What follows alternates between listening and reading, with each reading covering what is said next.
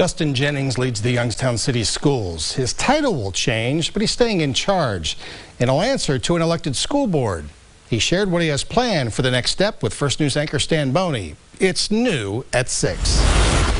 Justin Jennings is finishing up year 3 as CEO of the Youngstown City Schools. I really have only done the job for like 6 months because after my first 6 months, we've been in COVID. On Tuesday, the Youngstown School Board, by a 4-3 vote, decided to make Justin Jennings superintendent come July 1st. The plan is to give him a 5-year contract, and the state has agreed to pay his salary. I'm excited. I'm excited to continue to do the work. Jennings will be tasked with getting the Youngstown schools out from under control of the Academic Distress Commission.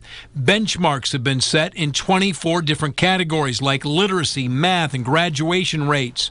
Jennings thinks some of the benchmarks are too low. So the plan that we had before that I've been using with the ADC is our actual benchmarks that we use, and they are somewhat higher than some of the benchmarks we have to get out of ADCs. To exit control of the ADC, the Youngstown schools must reach the benchmarks in 13 of the 24 categories. I know we're going to achieve higher than that, so we're not going to even worry about those scores. Even right now, we're already hitting 10 of the 24 benchmarks. So we're close to, getting halfway there already. Financially, Jennings says they're in good shape. This year's audit was the first clean, no-finding audit in 13 years. So we're definitely trying to do the right things and be frugal with the money that we have, but also make sure that we don't move those things too far away from the classroom.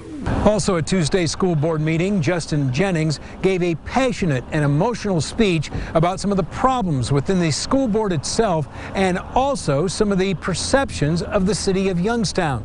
We'll delve into that further tonight on First News at 10 and 11. In Youngstown, Stan Boney, WKBN 27 First News.